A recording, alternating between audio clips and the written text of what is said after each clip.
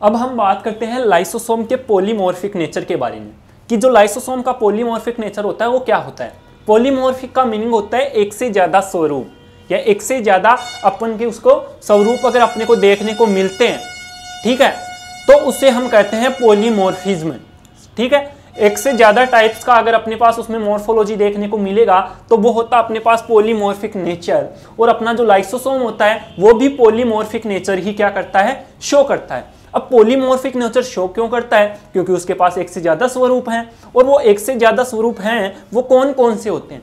एक होता है अपने पास प्राइमरी लाइसोसोम, या फिर अपन बोलते हैं उसे स्टार स्टोरेज ग्रेन्यूल्स भी बोलते हैं, कि क्या बोलते हैं उसको, स्टोरेज ग्रेन्यूल्स होते हैं। इसके बाद अपने पास इसका दूसरा आता है सेकेंडरी लाइसोसोम, जिसे हम डाइजेस्टिव वैक्यूल के भी बोल सकते हैं। तीसरा आता है अपने पास रेसिडुअल बॉडीज या टर्सरी लाइसोसोम, और फिर एक आता है अपने पास ऑटोफेगोसोम। ठीक है, अब इनका मीनिंग क्या होता है, देखिए प्राइमरी जो लाइसोसोम होता है, प्राइमरी लाइसोसोम को अपन बोल रहे हैं स्टोरेज ग्रेन्यूल्स। ठीक है, प्राइमरी लाइसोसोम क्या करता है, जब किसी सेल में कोई फूड पार्टिकल नहीं आता और जब लाइसोसोम अपना इनएक्टिव फॉर्म में किसी सेल में प्रेजेंट होता है, जब सेल में किसी प्रकार का कोई डाइजेस्टिव पार्टिकल नहीं है और अपना लाइसोसोम इनएक्टिव फॉर्म में वहां पर है, किस फॉर्म में, इनएक्टिव फॉर्म में वहां है, तो वो अपना प्राइमरी लाइसोसोम कहलाएगा। ये बात ध्यान रखना। दूसरा आता है अपने पास जो प्राइमरी लाइसोसोम होता है, जो प्राइमरी लाइसोसोम होता है उसमें एंजाइम्स का फॉर्मेशन किसके द्वारा होता है, तो अपने को पता है कि लाइसोसोम का जो फॉर्मेशन हुआ था वो RER रफ एंडोप्लाज्मिक रेटिकुलम से हुआ था। ठीक उसी प्रकार यहां पर जो प्राइमरी लाइसोसोम है इसमें इनएक्टिव फॉर्म में जो एंजाइम प्रेजेंट हैं उनका फॉर्मेशन भी किसके द्वारा होगा, RER के द्वारा। ये सभी जो मैं लाइनें बोल रहा हूं आपको नोट करनी है। नोट करने का मीनिंग, प्राइमरी लाइसोसोम क्या होता है, जब किसी सेल में कोई डाइजेस्टिव बॉडीज नहीं होती है तो हमारा लाइसोसोम इनएक्टिव फॉर्म में वहां उपस्थित या प्रेजेंट होता है, तो इसे हम प्राइमरी लाइसोसोम कहते हैं। प्राइमरी लाइसोसोम में जो आपके पास एंजाइम्स होते हैं वो एंजाइम रफ एंडोप्लाज्मिक रेटिकुलम यानी कि RER से इनका फॉर्मेशन होता है। इसके अलावा इसको स्टोरेज ग्रेन्यूल्स भी बोलते हैं। दूसरा आता है आपका पास सेकेंडरी लाइसोसोम। सेकेंडरी लाइसोसोम को डाइजेस्टिव वैक्यूल्स भी कहते हैं। डाइजेस्टिव वैक्यूल्स क्यों कहते हैं वो देखिए, डाइजेस्टिव वैक्यूल इसलिए बोलते हैं जब अपने पास कोई फूड पार्टिकल अपनी सेल में आता है। ठीक है, देख लीजिए, जैसे ही कोई फूड पार्टिकल अपनी सेल में आ गया, या तो वो फूड पार्टिकल्स भी हो सकता है या फिर कोई फॉरेन पार्टिकल्स भी हो सकता है। फॉरेन पार्टिकल्स में क्या हो सकते हैं, वायरसेस हो सकता है या फिर आपके पास बैक्टीरिया हो सकते हैं। तो या तो अपने पास फूड पार्टिकल आए या अपने पास कोई foreign particles like bacteria and virus, तो ये क्या करता है, उन फूड पार्टिकल्स या फॉरेन पार्टिकल्स से जाकर अटैच हो जाता है।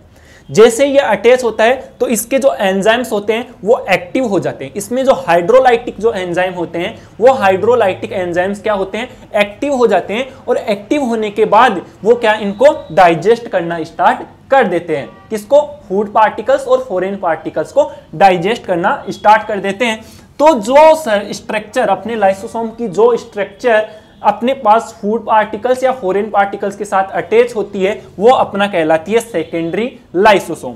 ये अब हो गया। अब बात करते हैं टर्सरी लाइसोसोम की, कि टर्सरी लाइसोसोम क्या होता है, कि टर्सरी लाइसोसोम होता है कि जैसे ही वो डाइजेस्ट करता है, डाइजेस्ट करने के बाद जो आपके पास यूजफुल मटेरियल होता है उसको तो सेल में डाल देता है, और जो अनडाइजेस्ट मटेरियल होता है वो अलग हो जाता है, उसे हम बोलते हैं रेसिडुअल बॉडीज। और तीसरा आता है, चौथा आता है अपने पास ऑटोफेगोसोम। ऑटोफेगोसोम में क्या करता है कि ये स्वयं की कोशिकाओं को क्या करता है, डाइजेस्ट करता है, तो इसे क्या बोलते हैं अपन, ऑटोफेगोसोम। ऑटोफेगोसोम यानी कि स्वयं की सेल को डाइजेस्ट करता है। इसका मीनिंग क्या है, इसका मीनिंग ये है कि अपना जो सेल है उस सेल में कई अपने पास ऑर्गेनल्स होते हैं, कि नए पुराने ऑर्गेनल्स या कोशिकांग होते हैं वो डेड या मृत होते जाते हैं और नए कोशिकांग बनते हैं। अब आपको पता है कि नए कोशिकांग बनेंगे और पुराने मृत होंगे, तो मृत कोशिकांगों को या डेड जो अपने पास ऑर्गेनल्स हैं उन ऑर्गेनल्स को हटाना जरूरी है, तो उनको हटाने का कार्य लाइसोसोम करता है, जिसे हम कहते हैं ऑटोफेगोसोम। अगर अपनी सेल में लाइसोसोम को हटा दे और अंदर बहुत सारे डेड मटेरियल या ऑर्गेनल्स उपस्थित हो जाएं, तो उस समय अपने पास हेपेटाइटिस रोग या फिर हम बोल सकते हैं पॉलीनेफ्राइटिस, ठीक है, हेपेटाइटिस या पॉलीनेफ्राइटिस डिजीज अपने पास उत्पन्न हो सकते हैं। कौन सी दो डिजीज? हेपेटाइटिस और पॉलीनेफ्राइटिस, ये डिजीज अपने को देखने को मिल सकती हैं अगर ऑटोफेगोसोम का प्रोसेस नहीं होगा तो। अब अपन बात कर लेते हैं एक बार जो आपके पास लाइसोसोम होता है वो किस तरीके से वर्क करता है। जब अपने पास कोई भी सेल में दो मटेरियल आ सकते हैं, या तो आपके पास लिक्विड फॉर्म में आएगा या फिर आपके पास सॉलिड फॉर्म में आएगा। अगर सॉलिड फॉर्म में वो सेल के अंदर आता है, ये सॉलिड पार्टिकल है, ये आपके पास सेल है, अगर वो सॉलिड फॉर्म में सेल में आएगा, सेल में एंटर करेगा, तो उसे हम कहते हैं फेगोसोम, ठीक है, फेगोसाइटोसिस बोलते हैं। दूसरा आता है अगर वो लिक्विड फॉर्म में हो और सेल में आए तो उसे पिनोसाइटोसिस कहते हैं, ठीक है। अब ये फेगोसाइटोसिस और पिनोसाइटोसिस के प्रोसेस के द्वारा वो सेल में एंटर कर जाता है, तो जो सॉलिड पार्टिकल होता है वो आपका फेगोसोम कहलाता है और जो लिक्विड होता है वो कहलाता है आपका पिनोसोम कहलाता है। ये फिर क्या करते हैं, इन पर प्राइमरी लाइसोसोम आके अटैक करता है और प्राइमरी लाइसोसोम जैसे ही अटैक करेगा तो इसमें क्या हो जाएगा, हाइड्रोलाइटिक एंजाइम एक्टिव हो जाएंगे। एक्टिव होते ही ये क्या करेगा, सेकेंडरी लाइसोसोम में चेंज हो जाएगा और इसको डाइजेस्ट कर देगा। अब डाइजेस्ट करने के बाद फिर ये टर्सरी लाइसोसोम यानी कि रेजिडुअल लाइसोसोम में क्या हो जाएगा, चेंज हो जाएगा और एक्सोसाइटोसिस के प्रोसेस द्वारा ये अपने पास अनडाइजेस्ट जो मटेरियल है उसको क्या कर देगा, सेल से रिमूव कर देगा। देखिए कैसे होता है, देखिए यहां पर आपके पास मान लीजिए ये आपके पास सॉलिड पार्टिकल्स हैं, ये आपका सेल है और ये सेल का सेल मेम्ब्रेन है, ठीक है, क्या है, सेल मेम्ब्रेन है। अब यहां पर सॉलिड पार्टिकल सेल के अंदर अगर जाएंगे तो उस प्रोसेस को बोलते हैं अपन फेगोसाइटोसिस। देखिए ये सॉलिड पार्टिकल है, सेल में जा रहा है और सेल में जाने को ही क्या बोलते हैं, फेगोसाइटोसिस। यह आपका लिक्विड है और लिक्विड को सेल में जाने को क्या बोलते हैं, पिनोसाइटोसिस। यहां पर ये सेल में एंटर कर सॉलिड पार्टिकल आपका फेगोसोम कहलाएगा और लिक्विड है वो आपका पिनोसोम कहलाएगा। अब ये क्या करेंगे, ये जो आपका प्राइमरी यहां लाइसोसोम इनएक्टिव फॉर्म में है, इनएक्टिव फॉर्म में है, वो किससे, इन फूड पार्टिकल से क्या हो जाएगा, अटैच हो जाएगा और अटैच होकर ये एक्टिव फॉर्म यानी कि सेकेंडरी लाइसोसोम हम बोल सकते हैं एक्टिव फॉर्म में क्या हो जाएगा, चेंज हो जाएगा, ठीक है। एक्टिव फॉर्म में चेंज होगा तो ये क्या करेगा, इसको डाइजेस्ट कर देगा। अब डाइजेस्ट करने के बाद जो बचा भाग होगा वो आपका रेजिडुअल बॉडीज या टर्सरी लाइसोसोम आपका कहलाएगा। अब ये टर्सरी लाइसोसोम आपका क्या करेगा, जो भी अनडाइजेस्ट मटेरियल है उसको वो क्या हो जाएगा, आपकी सेल से बाहर हो जाएगा और इस प्रोसेस को कहते हैं अपन एक्सोसाइटोसिस। ये देखिए सेल से बाहर हो गया, सेल से अंदर आना फेगोसाइटोसिस और पिनोसाइटोसिस और सेल से बाहर जाना एक्सोसाइटोसिस कहलाएगा। तो ये अपने पास लाइसोसोम का क्या हुआ, पॉलीमॉर्फिक इसका नेचर हुआ। अब हम बात कर लेते हैं लाइसोसोम के वर्क की। लाइसोसोम के वर्क क्या क्या होते हैं वो हम देखते हैं। एक होता है अपने पास हेटेरोफेगी और एक होता है अपने पास ऑटोफेगी। वर्क में यहां बोलूंगा, आपको नोट करना है। सबसे पहला आएगा हेटेरोफेगी। हेटेरोफेगी में क्या होता है कि इसके अंदर, हेटेरोफेगी में क्या होता है कि इसके अंदर जो भी फॉरेन पार्टिकल्स या फूड ग्रेन्यूल्स आपके अंदर आएंगे, ठीक है, जैसे कि आपके पास मान लीजिए बैक्टीरिया आ सकता है, वायरस आ सकता है, या फिर कोई फूड पार्टिकल आपका सेल में आए और उनको डाइजेस्ट करे, तो इसे कहते हैं आपका हेटेरोफेगी, और डाइजेस्ट करके उनको सेल से बाद में बाहर निकाल दे, यह आपका हेटेरोफेगी।